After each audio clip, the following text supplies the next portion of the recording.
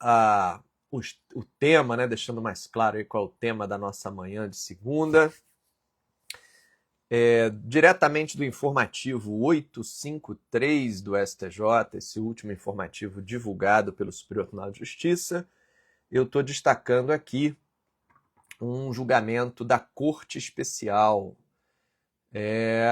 Trata-se de uma questão, né, no embargos, né, ao EARESP 1479019, originário de São Paulo. Depois eu vou colocar na descrição desse vídeo quando eu compartilhar depois lá no meu feed no YouTube. ARESP 1479019 São Paulo, da Corte Especial, que trata sobre uma questão sempre muito importante, que é a tutela específica da obrigação, resultado prático equivalente e a fixação das astrentes como mecanismo de pressão sobre o devedor, como mecanismo de coerção sobre o devedor, para que ele possa, então, se sentir estimulado a cumprir a obrigação. Vamos lá, vamos fazer aqui um pouquinho de recorte histórico para a gente poder contextualizar e, a partir desse contexto, entender em que pé estamos nessa discussão. Vamos lá. Primeira coisa é a seguinte: toda obrigação civil, e aqui inclua-se obrigações comerciais também, né? Toda obrigação, ela tem necessariamente um conteúdo econômico. É um elemento essencial da obrigação civil, o conteúdo econômico. Então, toda obrigação civil tem conteúdo econômico, é dotada de patrimonialidade. André, isso significa que, então, toda obrigação é em dinheiro? Não, não significa que toda obrigação é em dinheiro. Significa que toda obrigação tem uma prestação que é dotada de valor econômico. Se esse valor econômico já está líquido em um valor pecuniário ou não, isso é outra coisa. Eu vou ter, sim, obrigações que já são líquidas em dinheiro e eu vou ter obrigações que são de dar, que são de fazer, que são de não fazer, que possuem uma expressão econômica, mas que podem não ter essa expressão econômica já imediatamente valorada, tá certo? Então, eu não estou querendo dizer que porque toda obrigação tem conteúdo econômico, que toda ela expressa imediatamente em dinheiro. André, mas vale a pena, se for uma obrigação contratual, atribuir a essa obrigação em contrato já de cara um valor econômico, mesmo que seja uma obrigação de dar, ou uma obrigação de fazer, ou até uma obrigação de não fazer, dar a essa obrigação já de imediato qual é o seu valor líquido econômico, qual é a expressão econômica dessa obrigação? Bom, normalmente sim, gente. Normalmente, fiquem muito atentos a isso por causa do artigo 407 do Código Civil. Aqui vai uma dica preciosa para começar essa semana. O artigo 407 ele vai dizer que se a obrigação já tiver o seu valor pecuniário, seu valor líquido em dinheiro, desde logo arbitrado em consenso pelas partes, eu não preciso esperar o arbitramento judicial para que sobre esse valor comecem a incidir juros, por exemplo, em caso de atraso. Então, quando eu tenho uma prestação que não seja dinheiro, porque dinheiro já é naturalmente ali líquido, mas quando eu tenho uma obrigação que não seja dinheiro, mas eu sei, né, eu tenho condições de previamente mensurar o valor, a importância econômica daquela prestação, nada me impede, então, de já atribuir o valor econômico dessa prestação no contrato, dizendo o seguinte: olha, a obrigação consistente em entregar a coisa X é valorada pelas partes, ou tem o valor econômico atribuído pelas partes em comum acordo, desde logo. Entanto, e esse valor será corrigido monetariamente através do índice X. Quando eu faço isso, eu garanto maior liquidez e eficiência ao meu contrato, porque se houver atraso na entrega daquela coisa, como eu já tenho um valor líquido para aquilo, eu já posso cobrar juros sobre esse atraso também de maneira automática. Além disso, caso eu precise converter depois em perdas e danos, eu já tenho um valor líquido pré-fixado para o principal, eu já sei qual é o valor da prestação principal inadimplida e já tenho ali o seu valor pecuniário equivalente já definido no contrato. Beleza? Então, primeira questão do dia, antes da gente entrar efetivamente no tema, é toda prestação, todo conteúdo de uma obrigação é dotado de valor econômico, todo conteúdo de uma obrigação é caracterizado justamente por essa patrimonialidade. Há prestações que já são definidas em dinheiro, portanto, ali elas são prestações em dinheiro e já tem essa liquidez imediata, e há prestações que são de outra natureza, como dar, como fazer, como não fazer, e que podem ou não ter um valor pecuniário equivalente já definido em contrato. Muitas vezes não tem esse valor pecuniário definido em contrato, tem apenas a descrição daquele fazer, ou apenas a descrição daquele dar, ou apenas a descrição daquele não fazer, e não tem um valor pecuniário equivalente, o que não significa que ela não tenha conteúdo econômico, significa apenas que as partes não definiram previamente qual seria o valor econômico dessa prestação. Beleza? Bom, muito bem. Agora o segundo passo. Segundo passo. Se toda prestação, toda obrigação tem uma prestação dotada de valor econômico que pode ser expressa em dinheiro, então, mesmo aquelas prestações que não sejam dinheiro, elas podem ser expressas num certo valor pecuniário equivalente, a pergunta é, se eu me recusar, eu devedor, me recusar a realizar a prestação de dar, a prestação de fazer, ou a prestação de não fazer, e der aquele valor em dinheiro à outra parte, eu me livro da obrigação? Repetindo. Se toda obrigação tem uma prestação dotada de um valor econômico, seja ele já líquido ou seja ele suscetível de arbitramento, mas se toda obrigação tem um valor econômico equivalente. Se eu, devedor, que tem uma obrigação de dar, uma obrigação de fazer, ou uma obrigação de não fazer, se eu não quiser realizar essa obrigação, eu posso simplesmente pagar o valor pecuniário equivalente e me ver livre da obrigação? O que vocês acham? Eu tenho essa alternativa, eu tenho essa faculdade de não cumprir a obrigação apresentando esse valor pecuniário, depositando, oferecendo esse valor pecuniário equivalente e com isso entregando o ganho econômico daquele credor sem precisar cumprir a prestação em si? O que vocês acham?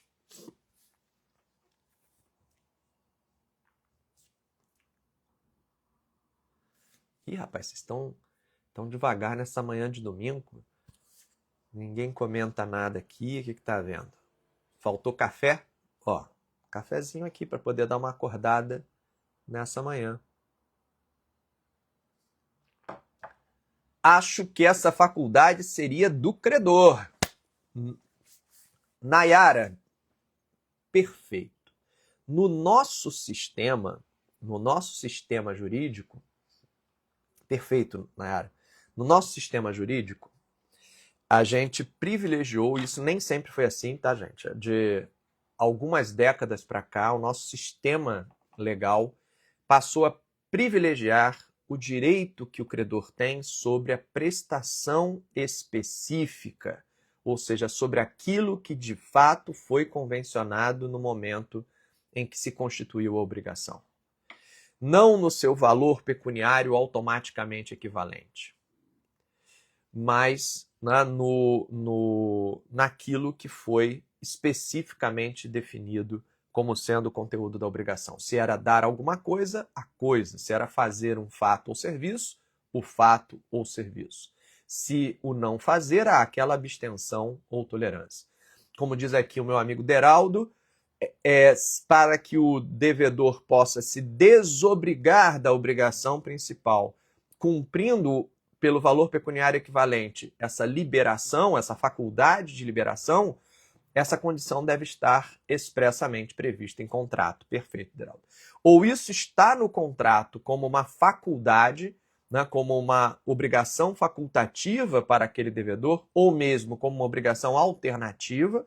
Então, ou está constando essa entrega de dinheiro como uma alternativa, obrigações alternativas, ou como uma obrigação facultativa, ou seja, uma faculdade de desobrigar-se por meio dela, né? E aí sim será direito do devedor proceder a essa escolha, mas se isso não está no contrato, então cabe ao credor decidir se a ele ainda interessa a prestação específica, aquela prestação específica de dar, de fazer ou de não fazer, ou se o que ele quer é ser indenizado pelo equivalente pecuniário.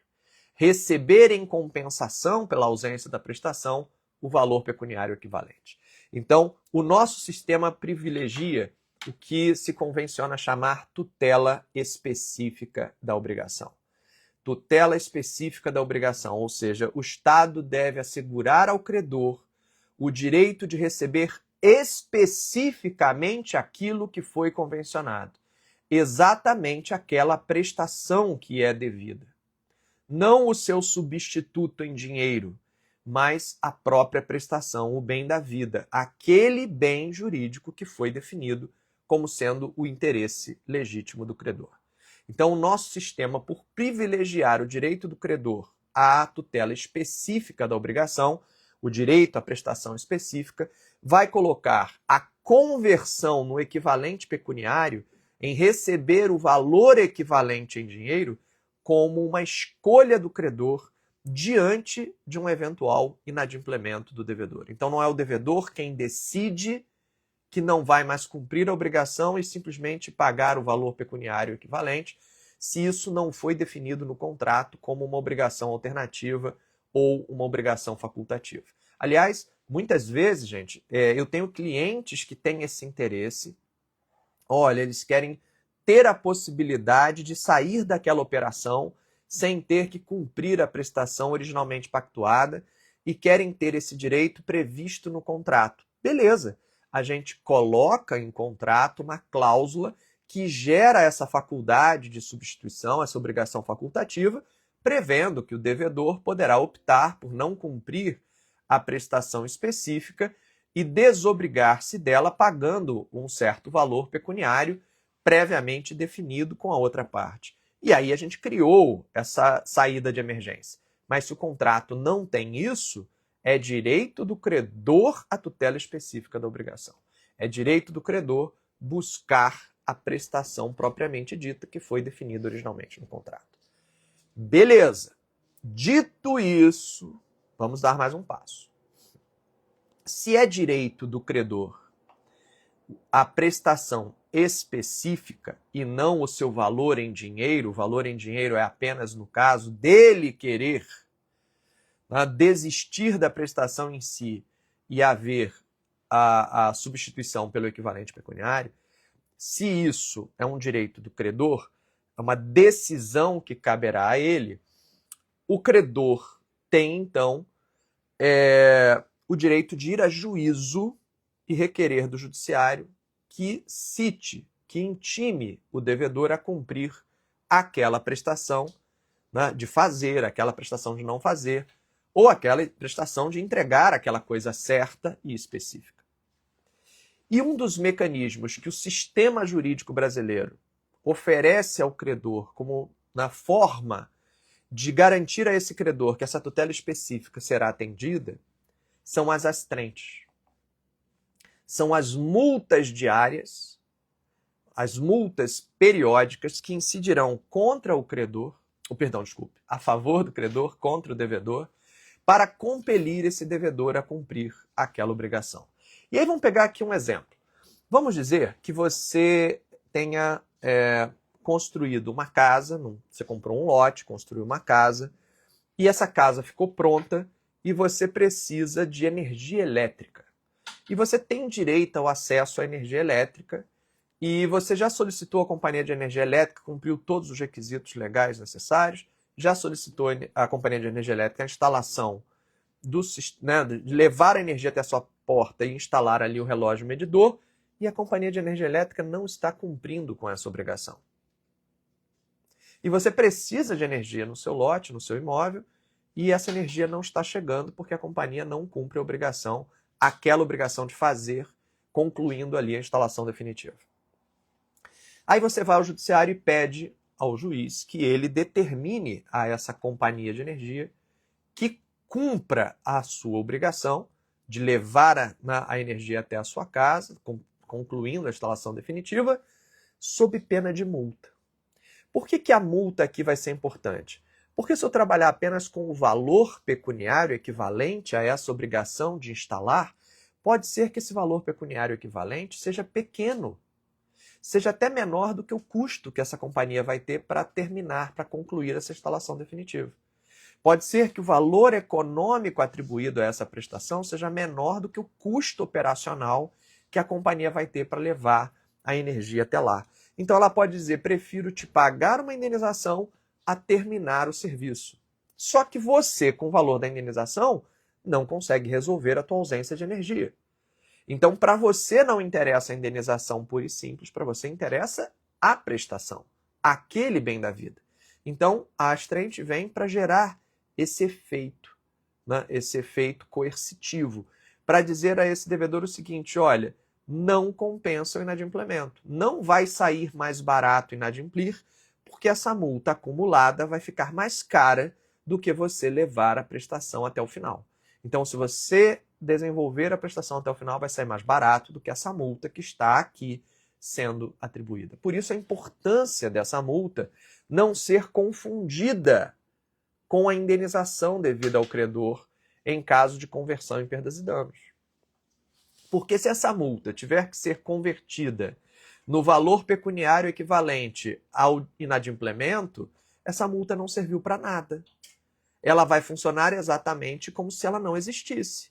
É a mesma coisa que dizer apenas o seguinte, estou aqui transformando em uma obrigação líquida em dinheiro aquilo que era uma obrigação de fazer, mas vai sair pelo mesmo custo econômico. Eu preciso que essa astrente ela seja um plus. Eu preciso que essa astrente ela seja um acréscimo e que ela não se confunda com a indenização nem com o valor equivalente da prestação. Eu preciso que ela seja algo a mais para gerar justamente essa pressão sobre o devedor, para que o devedor se sinta compelido a cumpri-la. Beleza? Depois de muito debate, depois de muitos anos, as astrentes foram, né, fixadas no contexto da década de 90, das reformas processuais havidas na década de 90, e aí você traz para dentro do sistema processual essa lógica, a astrente como um mecanismo de coerção, e não como o equivalente pecuniário da prestação, e não como o valor da indenização devida, mas sim como um mecanismo de coerção. E aí, com o passar do tempo, quem advoga, ou quem já teve processos tramitando na justiça que tinham multas diárias, já deve ter vivido a seguinte situação. O juiz fixa a multa, o réu é intimado a cumprir a obrigação, o réu não cumpre a obrigação, não cumpre a ordem judicial, a multa começa a incidir, começa a correr, o tempo passa, a multa fica vultosa, porque o devedor não cumpre, essa multa se acumula, fica de grande valor, e aí na hora que você vai executar a multa, o juiz reduz a multa substancialmente. Corta aquele valor da multa e leva a multa para um valor às vezes ínfimo, ou para o valor da prestação. E aí, quando ele faz isso, ele esvazia completamente a função que a multa tinha, porque ele tira o caráter coercitivo e transforma aquilo como uma pré-fixação das perdas e danos. E aí, aquele devedor que já não queria cumprir a prestação porque achava mais barato indenizar, ele fala, opa, era isso mesmo que eu queria, foi bom que eu ainda ganhei mais tempo, porque agora eu só vou pagar isso anos mais tarde, e não logo de imediato. Então, durante muitos anos, a gente conviveu com essa frustração. O juiz fixava a multa, você tinha lá a multa fixada, o réu era intimado, o devedor era intimado, não cumpria a obrigação, e na hora que você ia executar aquela multa, o judiciário resolvia, então, que a multa tinha ficado muito elevada e reduzia para valores ínfimos. Eu vou dar aqui um exemplo para vocês de um caso que eu vivi, né, que trouxe esse tamanho de frustração. Eu tive um cliente que ele tinha um determinado imóvel, que ele adquiriu com recursos do sistema financeiro de habitação e que tinha uma garantia hipotecária. O imóvel dele, o contrato dele contava com a cobertura do FCVS. Não sei se vocês já ouviram essa expressão, essa sigla, FCVS. Fundo de Compensação das Variações Salariais. Que é um fundo que cobre a diferença de saldo devedor eventualmente existente entre o valor pago das prestações ao longo do tempo, reajustáveis com base no salário do mutuário, e a evolução do saldo devedor reajustável com base na poupança. Então, como muitas vezes, eu diria que na totalidade delas, havia um descasamento entre a correção do saldo pela poupança e a correção da prestação pelo salário, chegava-se ao final desses contratos com saldos devedores pendentes. Só que esse saldo devedor era absorvido pelo FCVS nos contratos que contavam com essa garantia. Pois bem, meu cliente tinha essa garantia. E apesar dele ter essa garantia, o banco, né, recusou, a Caixa Econômica recusou dar quitação, alegou que haveria uma lei, né, mais recente que teria afastado o direito ao FCVS em certos casos e dizia que no caso dele não haveria direito à cobertura, ou ele pagava aquele saldo residual, ou ele não teria a baixa da hipoteca.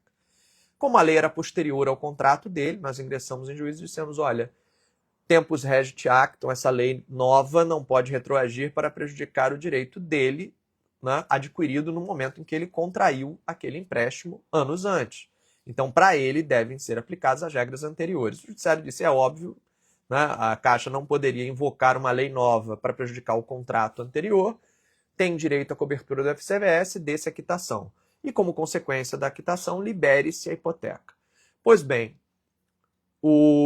a Caixa Econômica, apesar de intimada sob pena de multa diária, não liberou a hipoteca. Foram inúmeros pedidos, várias petições formuladas. O meu cliente já tinha vendido o imóvel, tinha uma obrigação para com o comprador de baixar a hipoteca. Essa obrigação já estava em mora, porque ele não conseguia baixar a hipoteca, porque a Caixa não liberava a hipoteca. E foram muitos meses, na verdade passou de ano, tentando obter aquela baixa para poder, né, obter o termo de quitação para poder dar a baixa, fazer o cancelamento e poder cumprir a obrigação perante o comprador do imóvel. Moral da história, multa diária acumulada, finalmente a Caixa Econômica Federal cumpriu a obrigação, forneceu o documento, deu-se a baixa na hipoteca. E aí nós começamos a executar aquela multa. Aquela multa, que era uma multa de R$500 por dia, ela foi acumulada e dava mais de R$1 milhão no momento da execução. E nós tínhamos inúmeros pedidos sucessivos informando que a Caixa não tinha cumprido, que era para intimar de novo. Essa multa, inclusive, chegou a R$500 porque ela foi sendo majorada por falta de cumprimento. Então, ela tinha começado com R$50, já estava em 500. E na hora de executar, veio o famoso redutor. E, inicialmente, o juiz monocraticamente reduziu para 5 mil. Vocês acreditam? Era 1 milhão e poucos. Né? Chegava a 1.300.000, 1.200.000 reais de multa acumulada. Na hora de executar, o juiz de ofício reduziu para 5 mil. A gente ainda estava no CPC de 73, já estava para começar a mudar para o CPC de 2015, ali já estava no processo de tramitação do CPC de 2015, mas ainda era o CPC de 73, e o juiz de ofício reduziu para 5 mil reais. Então você começa uma execução de 1,5 milhão e o juiz diz assim, não, ficou alto, né? 5 mil. Então, Caixa, você deixou de cumprir a ordem judicial reiteradamente, foi intimada várias vezes, passou mais de um ano recalcitrante, mas vai pagar só 5 mil reais de indenização. A gente fez um agravo, evidentemente, a essa decisão, e o juiz, em juízo de retratação, subiu para 50 mil, de 500 para 50. Ele disse, não, realmente, de 5 mil para 50. Realmente 5 mil ficou baixo demais, realmente houve aqui várias intimações, vou fixar em 50. E isso foi para o segunda instância, TRF, depois foi até o STJ, mas infelizmente a gente não conseguiu subir muito mais do que isso, porque naquela época havia um entendimento de que o juiz poderia mesmo, no momento do cumprimento de execução, né, da exigibilidade daquela assistente acumulada, o juiz poderia reduzir, frustrando as expectativas, reduzir retroativamente aquela sanção fixada, aquela astrente fixada, ao argumento de que haveria um enriquecimento sem causa da parte credora e tudo mais. E aí veio o CPC 2015. Não sei se alguém aqui viveu alguma situação parecida, assim, de você ter uma astrente fixada e na hora já vencida, e na hora que você vai exigir o cumprimento dela, vai executar aquela astrente, vai buscar receber, o judiciário vem e reduz substancialmente essa multa e acaba frustrando a finalidade da própria multa. Porque se a multa depois vai ser reduzida de 1 milhão para 5 mil, por que eu vou me preocupar em cumprir a obrigação? Né? No final vai sair barato, então é melhor, né, se está... Né, Pois é, Maria. O enriquecimento sem causa. Você tem uma causa que é juridicamente definida, que é a própria lei. Você tem um descumprimento, né, reiterado, uma ciência da decisão, várias intimações excessivas e um voluntário descumprimento, e haveria um enriquecimento sem causa. Isso era, né, terrível. Bom, veio o CPC 2015 e trabalhou essa questão, enfrentou essa questão. Também acho um absurdo, Sandra. Assim, já vivi isso inúmeras vezes, felizmente nos últimos anos não, mas já vivi isso inúmeras vezes no passado. E é muito frustrante porque você faz tudo certo, você se posiciona, você peticiona regularmente, você informa, você busca alternativas, não consegue resolver o problema e no final o judiciário acha que o devedor deve ser privilegiado, apesar de ter não cumprido, né, várias vezes voluntariamente aquela obrigação, que ele deve ser privilegiado com uma redução daquele valor devido. Né? Bom, aí vem o CPC 2015, e ele traz um artigo 537, algo muito bom. Tá? De fato, o legislador aqui andou muito bem, a meu ver. Ele vai dizer, no 537, a multa independe de requerimento da parte e poderá ser aplicada na fase de conhecimento, em tutela provisória ou na sentença, ou mesmo na fase de execução, desde que seja suficiente e compatível com a obrigação e que se determine prazo razoável para cumprimento do preceito. Então aqui, o legislador já melhorou o texto em relação aos textos anteriores, porque ele disse, olha, juiz, o legislador está dizendo para o juiz, juiz, na hora que você for fixar essa multa, você já pensa que essa multa deve ser suficiente para causar o impacto desejado, ou seja, exercer o peso de coerção necessário, e ao mesmo tempo que seja compatível com a obrigação, com a importância da obrigação. E aqui não é necessariamente o valor econômico, porque às vezes a obrigação é uma obrigação relacionada à vida, né, a uma tutela de saúde. E aí a ausência da prestação pode significar a morte da pessoa. E aí não tem valor econômico que sustente isso. Então, deve ser compatível com a obrigação que se quer garantir a tutela. E que ele determine de logo, ou tanto quanto possível, um prazo razoável para esse cumprimento, para que ele não coloque ali um prazo de 24 horas para uma obrigação que precisaria de 15 dias para ser efetivamente cumprida. Né? Então, que ele já seja coerente na hora que ele define aquela multa. E aí, no parágrafo 1º, que é o que mais aqui nos importa, ele diz assim, o juiz poderá, de ofício ou a requerimento, o juiz poderá, de ofício ou a requerimento, modificar o valor ou a periodicidade da multa vincenda ou excluí-la caso verifique que 1. Se tornou insuficiente ou se tornou excessivo. 2. O obrigado demonstrou o cumprimento parcial superveniente da obrigação ou justa causa para o seu descumprimento. Veja, parágrafo 1º, o juiz poderá modificar o valor ou a periodicidade da multa vincenda ou excluí-la, caso verifique que se tornou insuficiente ou excessivo. Veja,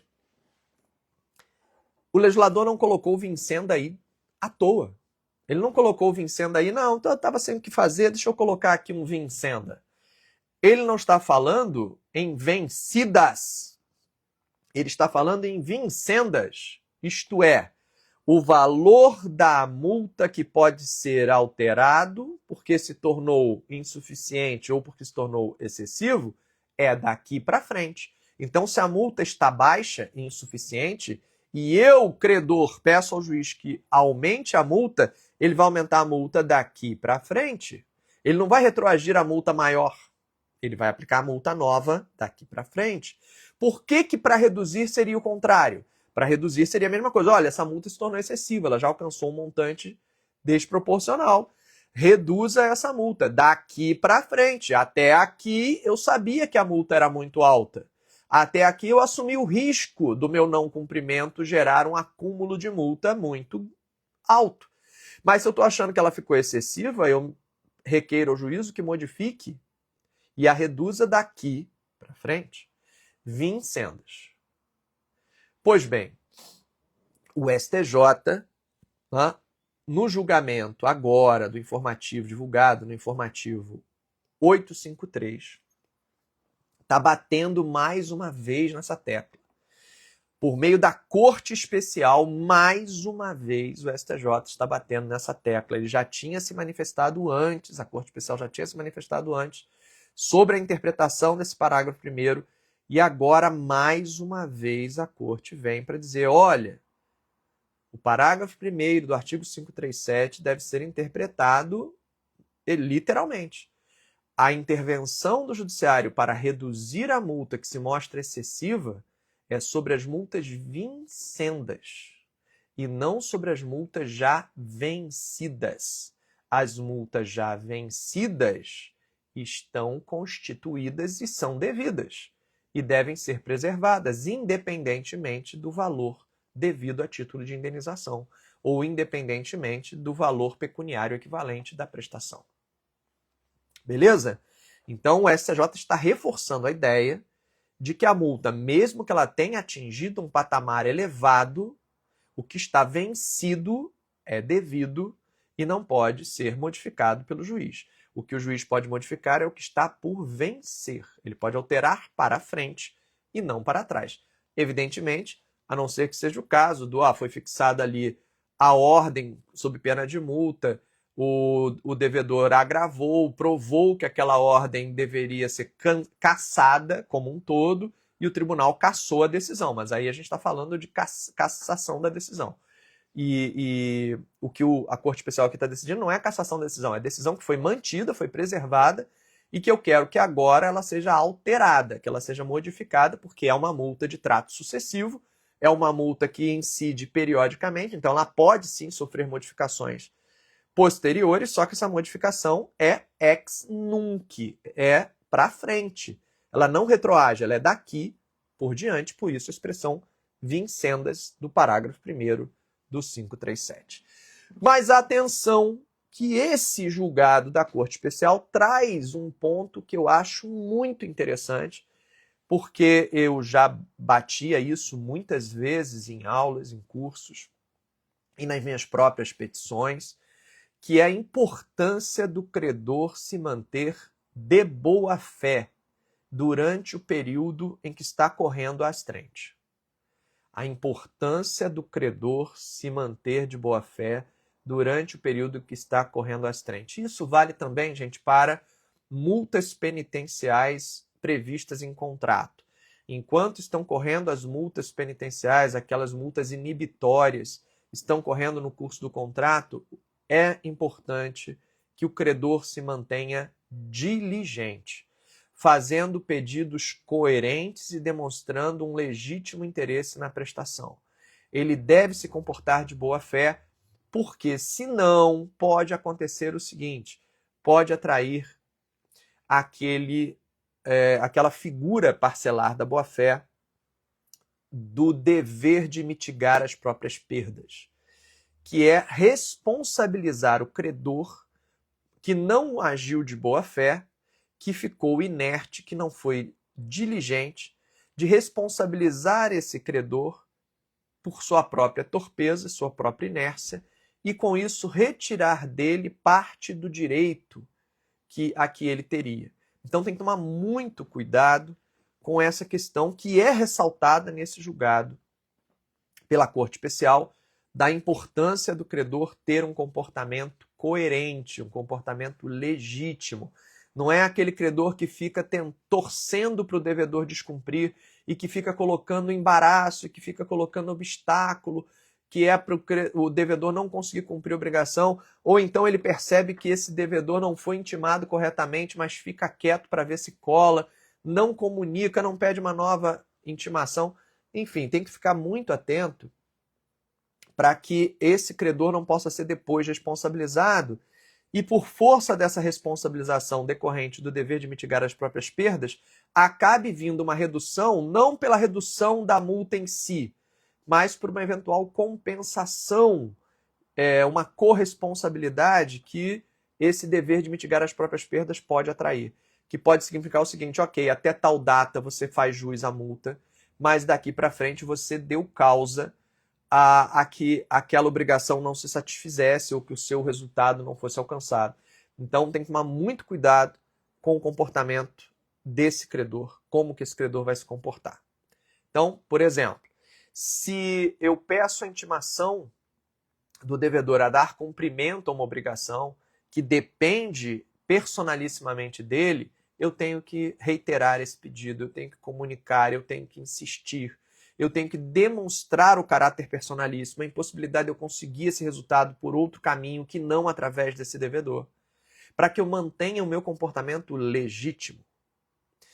Agora, se é uma obrigação que eu posso obter o resultado equivalente por outro meio, por exemplo, expedindo-se um ofício diretamente ao ente, né? Por exemplo, baixa de alienação fiduciária. Se eu posso requerer ao juízo que, dado o descumprimento reiterado do devedor em fornecer o documento, que se espeça um ofício determinando ao registro que baixe aquele gravame, ou que baixe a alienação, ou que baixe uma hipoteca, se eu posso obter esse resultado prático equivalente, num dado momento eu preciso formular esse pedido para me manter coerente e de boa fé. Eu preciso ir ao juiz e dizer assim: olha, aqui, estou aqui há 1 mês, 2 meses, 3 meses, 4 meses, 6 meses e o devedor não cumpre. Já acumulou essa multa, ela já foi elevada e ele continua insistindo em não cumprir. Então eu peço que o juízo converta a obrigação de fazer daquele devedor em um resultado prático equivalente, determinando-se ao terceiro, que é o órgão registrador, que dê a baixa para dar efetividade a essa tutela por um meio prático equivalente, para que eu possa alcançar o bem da vida, e eu vou executar essa multa e essas perdas e danos contra esse devedor recalcitrante. Eu vou pegar essa multa acumulada e as perdas e danos que couber e vou exigir dele. E eu obtive o resultado prático por outro caminho. Então, esse julgado da Corte Especial está chamando a atenção para isso. Que se o credor pode obter o resultado prático equivalente por outro tipo de tutela, e ele nunca faz isso, fica só deixando a multa correr, ele não tem comportamento diligente, ele não tenta insistir na tutela, ele não busca meios alternativos, ele só fica parado vendo a multa correr e imaginando o tamanho, né, do cofrinho a encher, ele tem que tomar cuidado, porque esse comportamento pode ser interpretado como um comportamento violador da boa-fé e, de alguma forma, pode acabar prejudicando. E por parte do devedor, gente, vem a dica, vem o recado. Se você está pelo devedor e é uma tutela difícil de ser cumprida, muito difícil de ser cumprida diretamente, mas ela pode ser obtida por meio indireto, o devedor deve desde logo informar isso ao juízo: olha, existe um obstáculo aqui, esse obstáculo eu não estou conseguindo transpor, mas esse resultado pode ser obtido por outro meio, e ele próprio, o devedor, pode estimular o juízo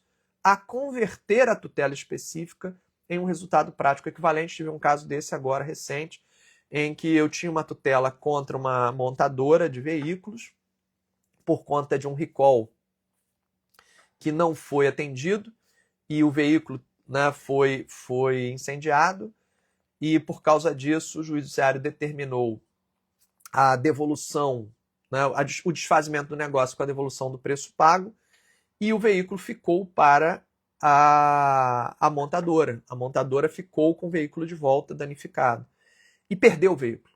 O veículo desapareceu, não sabe onde foi parar, e ela não transferiu esse veículo para o seu próprio nome, nem deu baixa. Então, o consumidor ali ficou com o nome sujo, inscrição na dívida ativa, por IPVAs atrasados, porque, afinal de contas, ele tinha restituído a coisa por meio da tradição, tinha restituído a propriedade para fabricante, e a fabricante não diligenciou isso. E aí a gente entrou pedindo com multa diária e tal, além das perdas e danos, a multa diária para que eles regularizassem. Eles vieram dizendo o seguinte: perdemos o veículo. Não temos como fazer a transferência administrativa, porque a gente não consegue vistoriar o veículo para fazer essa transferência. Então eles próprios pediram ao juízo que se oficiasse ao Detran para que fosse feita a transferência. Isso é uma alternativa. Esse é um caminho possível que o devedor deve estar atento para evitar que essa multa acumulada se torne muito elevada. Então, por parte do credor, ser diligente para que não se possa alegar que ele deixou de cumprir o dever de mitigar as próprias perdas e isso não possa, de alguma maneira, acabar repercutindo no seu crédito, no seu direito de receber aquela indenização ou aquela multa acumulada, que são coisas diferentes, né? A indenização e a multa.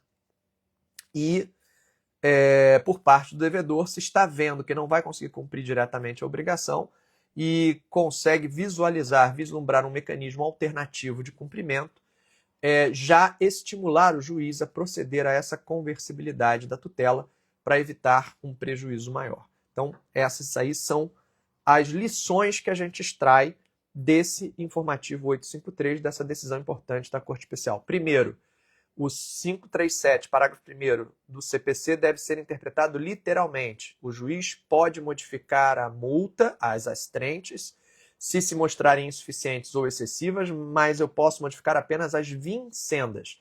As já vencidas são devidas no valor e na forma como foram arbitradas. O que pode acontecer eventualmente é a verificação de que o credor deixou de ser diligente, não adotou as medidas ao seu alcance para que alternativamente fosse satisfeito o seu interesse, ficou ali tentando se locupletar daquela multa acumulada. Isso pode levar à aplicação do Dutch Mitigate to the Loss, a questão da mitigação das próprias perdas, então ficar atento a isso. O STJ faz essa ressalva, que é possível acontecer, e o próprio devedor, se está vendo que para ele não será viável cumprir a obrigação, mas que o resultado prático equivalente pode ser alcançado de outra maneira, ele próprio já provocar o juízo nesse sentido, a fim de evitar que essa multa acumulada se torne muito, muito elevada. Certo? Mas o mais importante aqui é as multas que podem ser reduzidas no seu valor, né, fixado, que podem ser modificadas, são as multas vincendas. A modificação de valor é nas multas vincendas e não nas vencidas. O que pode acontecer é se atribuir responsabilidade ou corresponsabilidade ao credor que deixou de atuar diligentemente, deixando de atender a boa-fé e o dever de mitigar as próprias perdas, hipótese em que o judiciário pode, de ofício, inclusive, converter a obrigação originária em uma tutela equivalente, evitando, assim, um ganho, né, por parte desse credor, que aí sim seria um ganho injusto na medida em que ele próprio não está sendo diligente, não está agindo de boa fé. Então é feita essa ressalva. No caso concreto, a multa não foi reduzida, tinha sido reduzida nas instâncias inferiores, mas ela foi mantida, ela foi devolvida ao seu status originário pelo STJ, entendimento que eu achei bastante importante de ser reforçado. O parágrafo 1º deve ser interpretado como sendo apenas para as multas vincendas e não para as vencidas. Não faz sentido que a gente reveja, volte àquele estado do passado em que se reviam as multas retroativamente e se frustrava toda a funcionalidade que as astrentes pretendem cumprir, que é pressionar o devedor a satisfazer a tutela específica da obrigação, que é o direito do credor. Maravilha? Beleza, então, estou finalizando essa live, ela vai lá para o meu canal do YouTube, @prof. André Roberto, vai lá para o meu canal do YouTube e eu vou compartilhar ela aqui também no meu feed do Instagram e lá nos comentários eu vou botar direitinho número do informativo, número do julgado e as conclusões, os pontos mais relevantes que o STJ estabeleceu por meio dessa decisão. Joia? E pessoal, estamos aí há uma semana, né? Estamos aí há uma semana do meu workshop Contratos Blindados, onde eu vou ensinar na prática a trabalhar com cláusulas penais compensatórias e moratórias, multas penitenciais como alternativa ao cumprimento da obrigação, né, as chamadas obrigações facultativas. A gente vai trabalhar com as multas inibitórias, que tem uma semelhança com as astrentes, embora as multas inibitórias em contratos elas têm origem convencional, enquanto que as astrentes são definidas pelo Poder Judiciário, são arbitradas pelo Poder Judiciário. Vamos trabalhar com cláusulas de gestão de risco e de responsabilidade, as chamadas cláusulas limitativas de responsabilidade e as cláusulas de não indenizar, onde elas cabem, onde elas não cabem. E nesse workshop, o que a gente vai fazer? Eu vou colocar a cláusula, né? Então eu vou colocar a cláusula na tela, você vai receber esse material também. Eu vou colocar a cláusula à sua disposição, um arquivo editável, mas o mais importante é que a gente vai comentar quando se aplica e quando não aplicar, os pontos fortes e as fraquezas de cada cláusula, para que você possa aplicá-la estrategicamente no seu dia a dia, no seu caso concreto. Então, não é um workshop de teoria, é um workshop de prática, para você sair dali ao final desses 3 dias de workshop, você sai dali com uma ferramenta já imediatamente aplicável. Digo mais, ao final do primeiro dia, no dia seguinte, você já consegue aplicar tudo aquilo que a gente trabalhou no primeiro dia. No segundo dia, mesma coisa, você já sai preparado para aplicar imediatamente aquilo na construção dos teus contratos ou na revisão dos teus contratos. Dias 23, 24 e 25 de junho. Quem não se inscreveu ainda e quiser se inscrever, aceitar aqui o meu convite, é só escrever aqui nos comentários 2306, você vai receber todas as informações sobre este workshop. Workshop Contratos Blindados é uma oficina de mão na massa. A gente vai trabalhar só com cláusulas de responsabilidade e risco. É especificamente para cláusulas de responsabilidade e risco. Certo? Vai ficar gravada qual? A live vai ficar gravada, vai agora, eu vou compartilhar ela aqui no Instagram e vou compartilhar lá no YouTube. O workshop, Sandra, o workshop ele tem a opção para quem se inscrever no workshop e quiser adquirir o acesso gravado, você vai ter 1 ano de acesso, tem essa opção lá. Então você se inscreve no workshop e aí tem a opção de, por um valor adicional, adquirir a versão gravada que dá acesso por 1 ano. Você pode assistir lá várias vezes e tudo mais. Mas não tem um workshop só gravado. O workshop ele vai ser ali ao vivo, mas você pode comprar a versão, né, com direito a acesso à gravação. E aí, se eventualmente em um dia você não conseguiu participar, você consegue assistir ela gravada e você consegue revisitar, assistir de novo. Ela vai ficar em formato de aula, vai ficar disponível na plataforma. Beleza? Então, fica aqui o meu convite reforçado. Quem quiser saber mais, escreve aqui 2306 e recebe aí o nosso link para o workshop. Maravilha, gente. Um forte abraço e excelente semana para todo mundo. Até lá. Tchau, tchau.